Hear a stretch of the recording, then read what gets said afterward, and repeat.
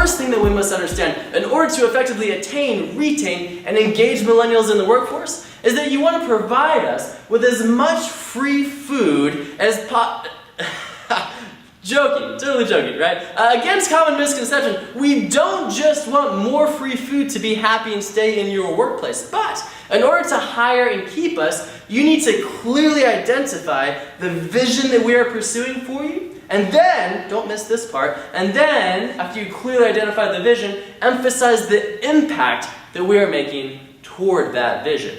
Now, I'm not saying that you need to invite your newest recruit to your executive strategy meetings, but what can you do as leadership to clearly communicate your company's strategic direction to your team at every level of the organization, regardless of the generation they come from?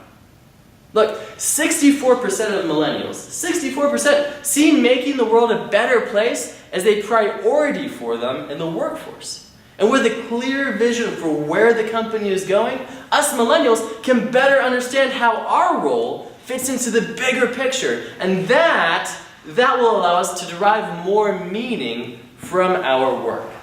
I think dinner parties illustrate this concept well.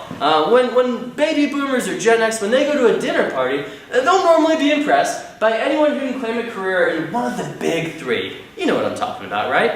Doctors, lawyers, or engineers. Right. Now, why is that important? Well, because those professions make people better, they help people, sure, but mostly because those professions make a lot of money, right? And that's important to boomers and Gen X, and there's nothing wrong with that. And you know how it is. You're at the dinner party, and your spouse comes up to you and says, "Honey, I have to introduce you to Frank Baker. He's an attorney, and his wife is an engineer. They're just a great couple."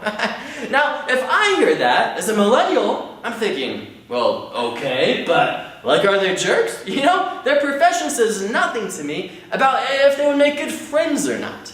Now, for millennials, on the other hand, when we go to dinner parties, our significant others, not our spouse, because we don't believe in getting married young, right? But our significant other will pull on our fair trade produced formal t-shirt and tell us to look at our phone. Because they just texted us saying that we need to meet Frank Jr., who just finished up his stint in the Peace Corps and returned home to start a nonprofit.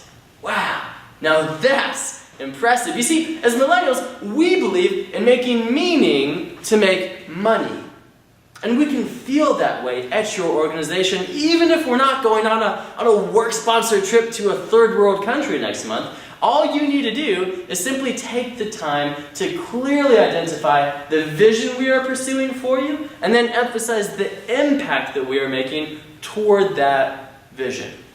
So, let's be practical here. What can that look like? Well, for example, let's say that Frank Jr.'s nonprofit doesn't work out. So, it comes to work for you, right? You need Frank Jr. to do some Excel spreadsheets to find email addresses of potential clients online. You could go to Frank Jr. and say, "Frank, I need you to find email addresses for the following clients online as soon as possible.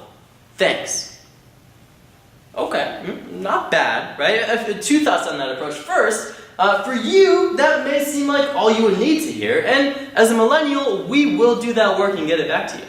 But what if we're having trouble when we're trying to find an email and we can't quite find it, and we know that you want it back soon, and we see that there's still a long list of emails left? What are we going to do? I mean, honestly, we'll probably just kind of skip that email and keep going, right? And that could have been. It could have been the client who turns into $1 million of business for you. Now, second thought on that approach. As a millennial, Frank Jr. is going to go home at night and talk to his friends, because we believe in co-living over home ownership, right? So he's going to go home at night and talk to his friends and tell them that he doesn't feel valued at work because he's just been like a search engine, just doing grunt work for you, looking up emails all day long.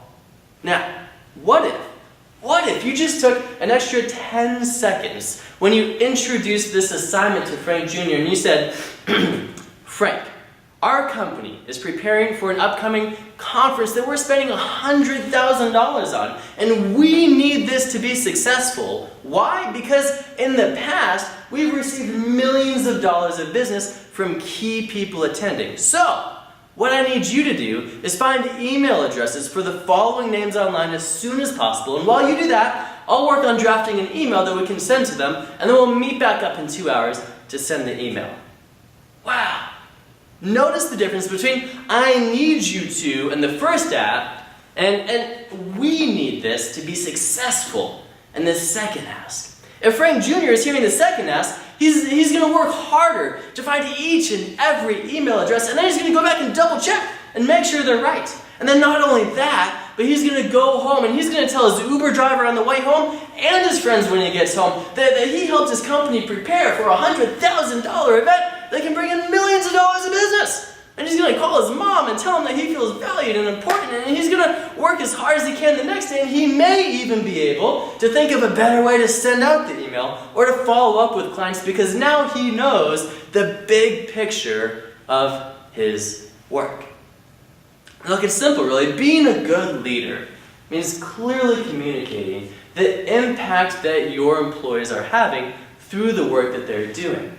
And that starts with clearly identifying the vision that we are pursuing for you. And that's the first step to keeping millennials engaged and fulfilled in your workplace.